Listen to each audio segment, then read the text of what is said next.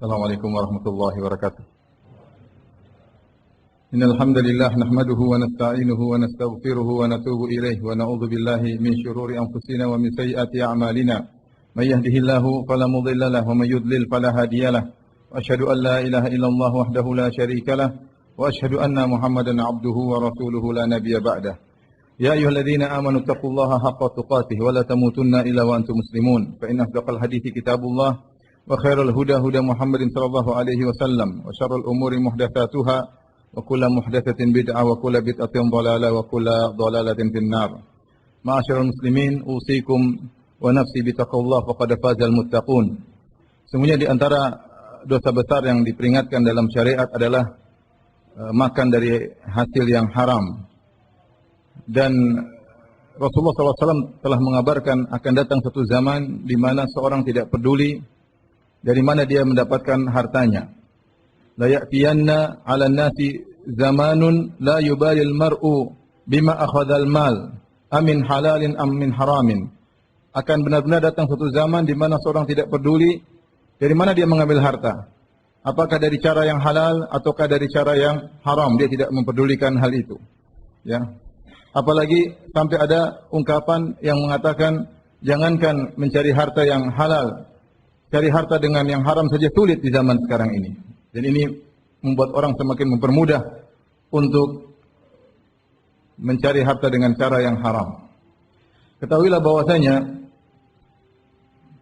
barang siapa makan harta yang haram atau mengambil harta orang lain tanpa hak, maka dia telah terjerumus dalam dosa besar. Kalau kita lihat dalil-dalil yang datang tentang peringatan memakan harta orang lain dengan cara yang haram, maka semuanya datang dengan peringatan yang mengerikan. Contohnya, Rasulullah SAW bersabda, "Ijtanibu sab'an minal mubiqat." Hindarilah kalian dari 7 dosa yang membinasakan. Ini 7 dosa besar yang spesial yang membinasakan, yang sangat berbahaya. Di antaranya Nabi SAW menyebutkan aklur riba, makan riba, wa aklu malil yatim, makan harta anak yatim. Ini menunjukkan makan harta haram merupakan dosa besar. Allah Subhanahu wa taala juga berfirman, "Innal ladzina ya'kuluna amwalal yatama zulman, innama ya'kuluna fi butunihim nara, wa sayaslawna sa'ira." Sungguhnya orang-orang yang makan harta anak yatim dengan kezaliman, ya, harusnya anak yatim dia perhatikan, dia bantu, justru dia makan harta milik anak yatim dengan kezaliman, innama ya'kuluna fi butunihim nara. Sungguhnya dia telah makan api dalam perutnya. Wa sayaslawna sa'ira, dan dia akan masuk dalam neraka Jahannam. Demikian juga dalam satu hadis Rasulullah SAW mengatakan, ya, man akhadha shibran minal ardi zulman tuwiqahu yaumal qiyamati sab'a aradin. Barang siapa yang mengambil sejengkal tanah milik orang lain dengan kezaliman, ya, mau dia jual, mau dia apain, dia ambil satu jengkal saja, ya, maka akan dipikulkan kepadanya pada hari kiamat 7 lapis bumi. Ya. Ini ancaman yang sangat berat. Demikian juga dalam satu hadis Rasulullah SAW bersabda, "Man iqtata'a haqqa imri'in muslim bi yaminihi faqad aujaballahu lahun nar." Barang siapa yang bersumpah untuk mengambil sepotong harta orang lain, ya, dengan kezaliman, maka hal itu telah mewajibkan dia masuk neraka Jahannam, wa harrama alaihil jannah, dan mewajibkan dia untuk haram masuk surga. Faqala lahu rajulun, ada seorang berkata kepada Nabi, "Wa in kana syai'an yasiran." Ya Rasulullah, meskipun yang diambil cuma sedikit dari orang lain tersebut. Kata Nabi SAW, "Wa in qadiban min araq." Meskipun yang dia ambil hanya sebatang kayu siwak, mewajibkan dia untuk masuk neraka Jahannam. Demikian juga, ya, terlalu banyak dalil yang menunjukkan bahwasanya makan harta haram adalah dosa besar. Dan inilah ciri-ciri orang Yahudi. Kata Allah Subhanahu wa taala, "Akaluna lisuhat." Kerjaan mereka adalah makan dari hasil yang haram. Karenanya, ma'asyiral muslimin yang dirahmati Allah Subhanahu wa taala, di sana ada praktek-praktek makan harta haram yang tersebar di masyarakat yang ingin saya ingatkan pada kesempatan kali ini. Semoga Allah Subhanahu wa taala menjauhkan kita dari perbuatan-perbuatan tersebut, dan semoga kita bisa menjaga mulut kita agar tidak makan kecuali dari harta yang kita yakin akan kehalalannya. Di antara praktek-praktek yang tersebar di masyarakat yang merupakan bentuk makan dari harta haram, di antaranya misalnya seorang bekerja di suatu perusahaan atau di suatu instansi atau menjadi pegawai negeri, ya. Kemudian dia tidak bekerja full sesuai waktu yang telah ditugaskan kepada dia. Seharusnya sehari misalnya dia kerja 8 jam, ternyata dia cuma kerja 6 jam. Ya, 2 jam dia datang terlambat, kemudian dia pulang lebih cepat.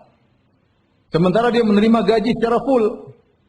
Dia menerima gaji 100%. Maka ketika itu ada 25% harta haram yang dia makan. Ya, ini terjadi di masyarakat dan ini berlaku bagi pegawai negeri, bagi orang-orang yang kerja di perusahaan-perusahaan swasta. Kalau mereka sudah punya ikatan janji dengan bosnya atau ownernya dan al-muslimuna ala syurutihim, dan kaum muslimin berdasarkan kesepakatan mereka, lantas ternyata dia tidak kerja sesuai dengan waktu yang telah ditentukan, berarti dia makan harta haram karena dia tidak kerja dengan waktu yang telah ditetapkan. Maka waspada.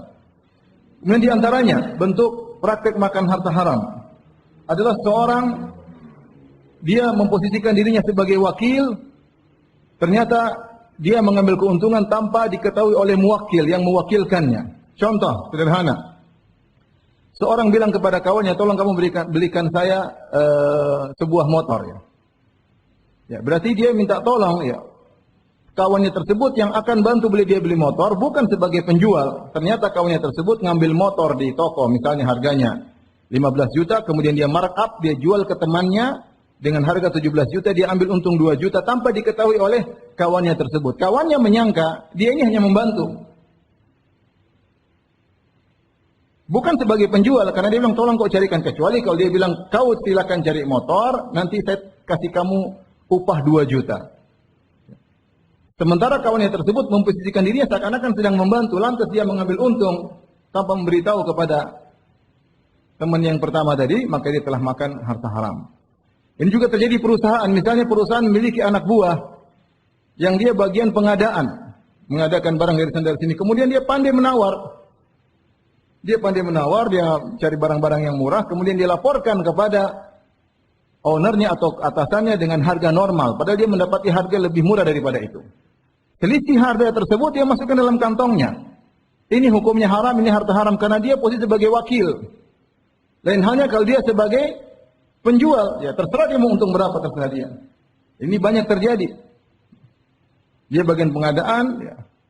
Kemudian dia mendatangkan barang dengan harga normal, padahal dia ambil keuntungan di balik itu semua. Bahkan di antara mereka ada yang bikin perusahaan palsu, seakan-akan dia owner, padahal itu hanya perusahaan palsu untuk menipu bosnya. Ini bentuk, ya, makan harta haram. Ya. Maka kalau seorang membantu orang lain, ya, dia harus jelaskan ini saya dapat harga lebih murah. Kalau enggak dia posisikan dia sebagai penjual, kamu ambil dari saya berapa?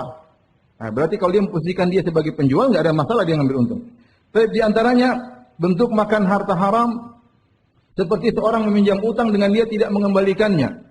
Kata Nabi SAW, man akhadha amwalan nas yuridu ada'aha adallahu anhu, wa man akhadha amwalan nas yuridu itlafaha atlafahullah. Barang siapa meminjam uang orang lain, harta orang lain, dan dia ingin niatnya untuk mengembalikannya, niscaya Allah akan memudahkan dia mengembalikannya. Dan barang siapa meminjam uang dari orang lain dengan niat tidak untuk mengembalikannya, maka Allah akan hancurkan dia. Allah akan hancurkan dia. Kalau dia tidak hancur di dunia, dia akan hancur di alam barzakh sebelum di neraka Jahannam. Dia tahu bagaimana Nabi SAW pernah tidak mau salat gara-gara ada seorang belum bayar hutang. Rasulullah tidak mau salatkan dia. Maka seorang kalau minjem uang dari orang lain, dia harus niatkan untuk mengembalikannya. Bahkan seorang yang menunda-nunda bayar hutang dikatakan zalim oleh Nabi SAW. Kata Rasulullah SAW, matalul ghani zulmun. Seorang yang mampu bayar hutang tapi dia tunda-tunda bayar hutang sementara sudah jatuh tempo, berarti dia melakukan kezaliman. Semakin dia menunda, maka argo, dosa, kezaliman berjalan terus bagi dia. Maka seorang waspada. Ini biasa orang kalau sudah pinjam uang, kemudian sudah jatuh tempo, dia tidak bayar. Kenapa? Dia ingin beli barang-barang lain. Sehingga orang yang tadi butuh uang, akhirnya malah ngemis-ngemis kepada dia. Ini terjadi, sebagian orang tidak beradab. Membalas air susu dengan air tuba. Orang sudah baik meminjamkan uang kepada dia, maka dia balas dengan keburukan menunda-nunda pembayaran. Maka hati-hati, apalagi kemudian dia ngambil uang tidak dikembalikan, dia makan harta yang haram. Kemudian di antara hal yang sangat mengerikan tersebar juga di masyarakat adalah al-ghulul. Apa itu al-ghulul? Al-ghulul adalah mengambil harta milik negara atau milik masyarakat umum untuk kepentingan pribadinya, padahal itu adalah harta negara. Di antaranya pegawai negeri yang menerima hadiah dari masyarakat.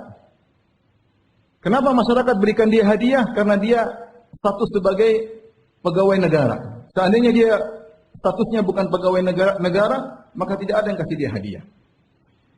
Di zaman Nabi SAW ada seorang namanya Ibnu Lutbiyah, ditugaskan oleh Nabi SAW untuk mengambil harta zakat.